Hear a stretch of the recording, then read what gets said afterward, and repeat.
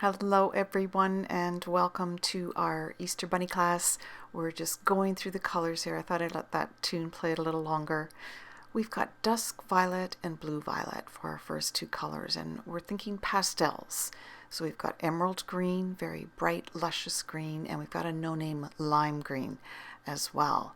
And so we're going to use this card that's the same as our artwork and just sort of play with the colors. Now this one I don't believe was used. I wanted more of a pink. This one was I believe the Quinacridone Rose, and then the next one is a no-name pink. It's a little bit softer.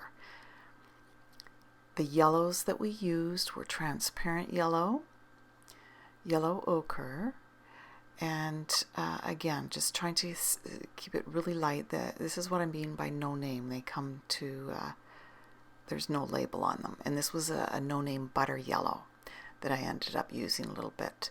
So yeah, just keeping the letter colors to the face. And I'm going to start out with the eye, and all we're going to do is take the Payne's gray and water it down a little bit, wake it up, and take some nice dark pigment on our brush and just paint in the pupil and leave a tiny little white dot in the center. We've got the eye drawn with a little bit of a lid, and there's the close-up for you. Just a tiny little white spot within the pupil. And what we're going to do is just let that dry before we do go close to it. We're going to put some water on all the spots that are going to be a little bit of touch of pink. So inside the ears, at the end of the paws, and we end up putting a little bit of pink at the nose as well. And then I'm just going to pick up this no-name pink that I had on a smaller brush and just dot it in and let the pigment move through the water.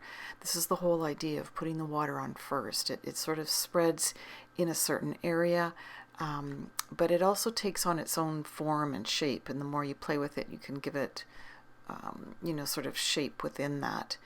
I'm going to start by using a bigger brush, number 4, and this is just drawing a wet line down the back and bringing it into the middle of the body.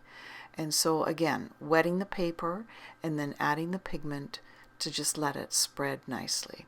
And I'm going to start with some greens here. I've got the sap green and the emerald green, already sort of identified as what I'm going to use. And what I'm doing is just holding my board on an angle. So if you can possibly put your artwork on an angle like this, it helps the paint sort of run into the center.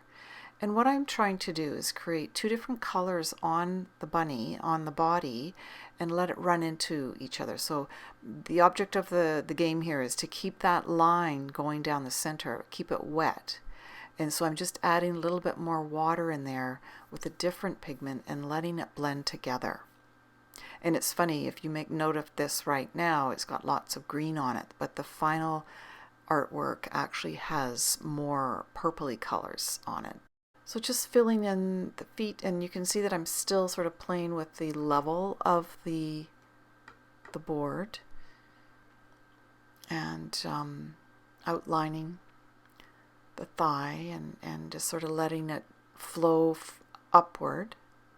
And what's going to happen is I'll just keep adding a little bit more water and pigment in there to let it come up just to the face area. I want to put a lighter color on the face. And again, I don't want the hard line, so I'm going to have to move quickly and add some colors into there as well to blend into those colors. I'm starting with the ears and letting that water blend into the ear. You can sort of see how it just flows in there, and that's what I want. I want to make different shapes and let the water do that. Now I think the pink ear is still a little bit wet, so that blends in as well, and that's the whole idea here. You can't be pay attention to the hard lines, I guess is what I'm trying to say, so that you don't have too many of those. Your paints blend together, the different pigments blend. Now depending on the colors and how much pigment you put on, it can become muddy. So try to just stick to 3 colors. I've got the lime green, the emerald green, and I've got the purple. you know, besides the pink. Well, I've got the yellow on the face too, but the main body and the ears. Try to just use 3 colors and then just keep the face lighter color. So that's starting to come together. I've got a little bit of water there I sopped up and just outlining the bunny tail there. Picked a green, which I ended up adding some blue to it later. It kind of got lost in the grass. I'm just using my lighter color that I used on the face, using that on the front paws, and just playing with the contours of that. Outlining the ears a little bit. Adding a little bit more pink to the nose. And you can see how the different colors have blended together and made your own shading, really. And just putting that yellow a little bit closer around to the eye. What I want to do is paint right up to the shape of the eye and let that dry. And then I'll put the eyelashes over top. Just outlining the front paws. It's sort of a challenge to have a whimsical yet realistic artwork, and I think that this is the exercise today. So just filling out the tail a little bit, and we'll outline the hind feet, and then go in there with a little bit more water and soften those edges so that it's a little bit blurry. Just outline the thigh a little bit. That helps to make them look like they've got some haunches there. And then the front legs are quite small, but just a little, just make them look like little paws. Oh, here's the eggs. I'm going to do each of the eggs. We've got 3 eggs in the grass, and they are that butter yellow. So we've got 1 bigger egg in the front, and try not to define them too much on the bottom part of them, because we're going to put grass on the bottom. So it's just sort of these little humps coming out of the grass.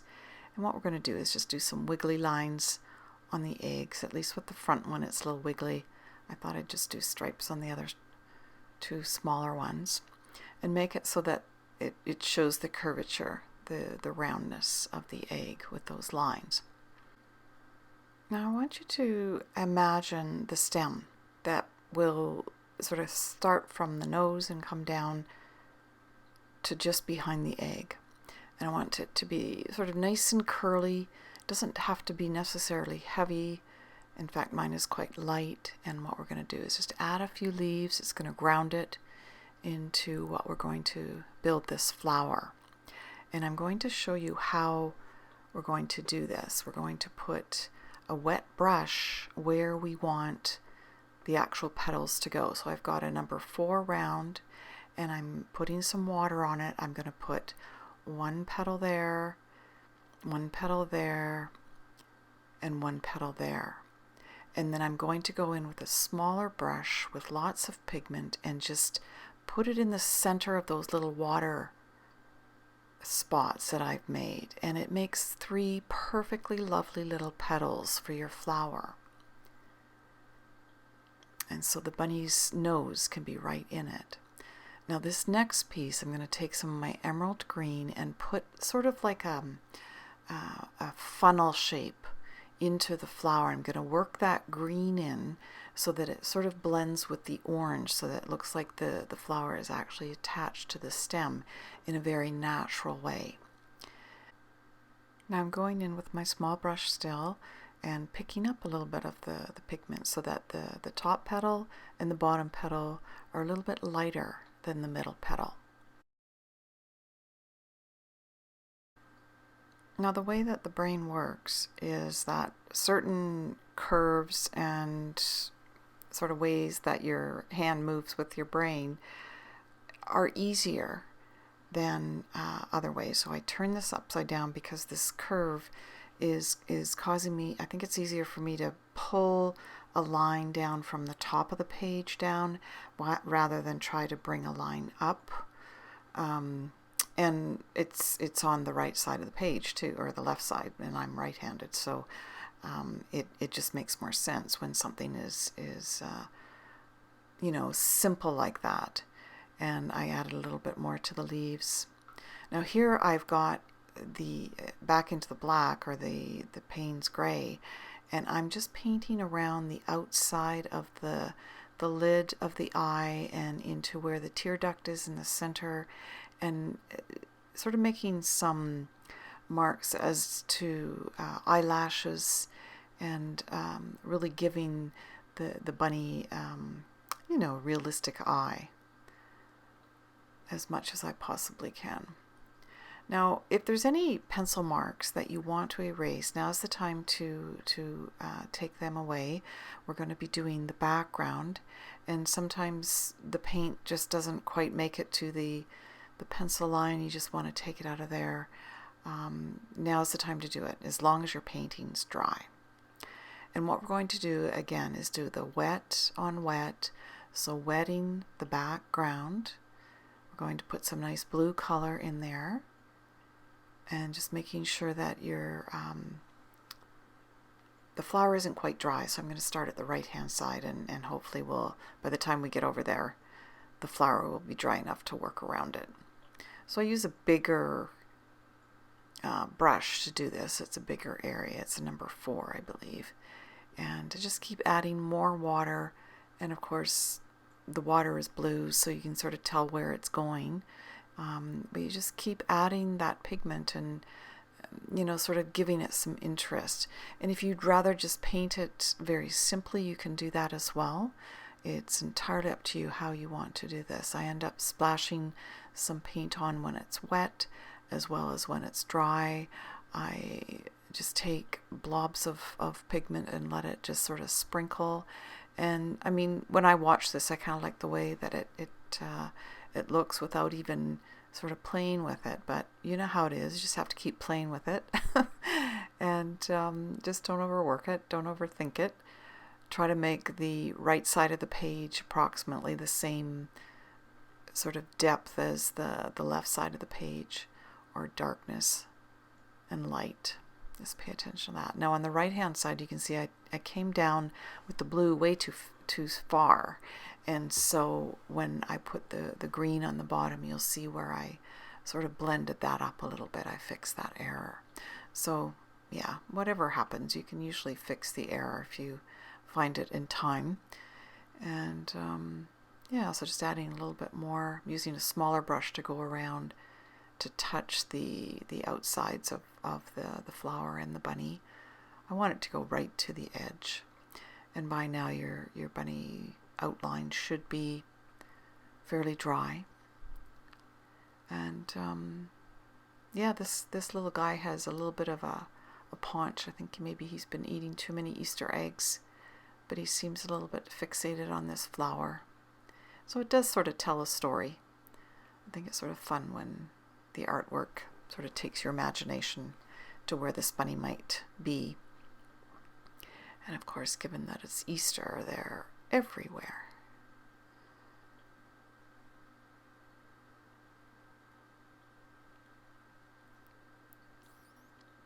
So I'm wetting down where the grass is going, and then we'll bring some nice fresh green grass. So we just want, again, just a little bit of a background, and then we'll come in and actually paint blades of grass at the bunny's feet and around the eggs.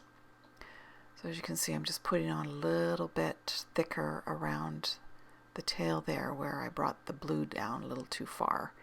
And you'll see how it does create a bit of more of a landing for them when you get this green in. And my tail sort of gets lost in the green grass, so I end up putting more blue in it. I guess I could have used purple too. But just use the brush that's right for you, whether it's small, medium, large. You know, a lot of times with these whimsical sort of wet on wet designs, we really do find our style, and it's fun to sort of let loose with these ones once in a while. That's why I like to paint these sort of imaginary things, although it could be the light, the way the light's shining on the bunny. It could be purple and lime green. So you can see how I just put that little bit of green along the edge. It creates a boundary, and it creates a landing spot for them to be. So back into the flower, just to, I guess, make the petals a little bit more distinct. And I believe I bring more green into it as well. But I like the way this turned out in the end. Again, the more you work it, the more you might find that it gets overworked. So if you like the way it looks, then just show restraint and step back. And sometimes I take a picture of it with my camera and look at it, or my phone or whatever, and look at it as a picture, because it does look different than if you are drawing it or painting it. So I'm just finishing up with any little bits of the green around the eggs and the base of the flower. And the key really is, for the pastels, is to keep lots of water in your mixing. That's going to give you the pastel shades that you want. So just doing a few finishing touches now. I'm putting a little bit more pigment into the sky. Remember that the colors will dry very light, and then just sprinkling a little bit on with banging my brush against a pencil. And I just wanted to get that sprinkle in there while the paper was still wet on the sky. I'll put small, short brush strokes to make it look like grass now. And you want to put this around the bottom of the egg, around the bottom of the feet, all around the bunny. And you can put some in the back as well that will help to ground the egg, so it looks like the eggs are sitting in the grass. So this has been fun. I hope that this finds you celebrating Easter, or just loving that this looks like a little bunny. Baby animals are fun to paint. I decided to add a little bit more to the tail there because it was sort of lost in the grass. But yeah, we do this every Thursday. We have paint circles that people join us from all over the world, and I always put the link in there. So if you're able to register for that, it's fun to do these live. This was just a little quick rendition of our Easter bunnies. So have a wonderful time with this, and hope to see you in one of our classes.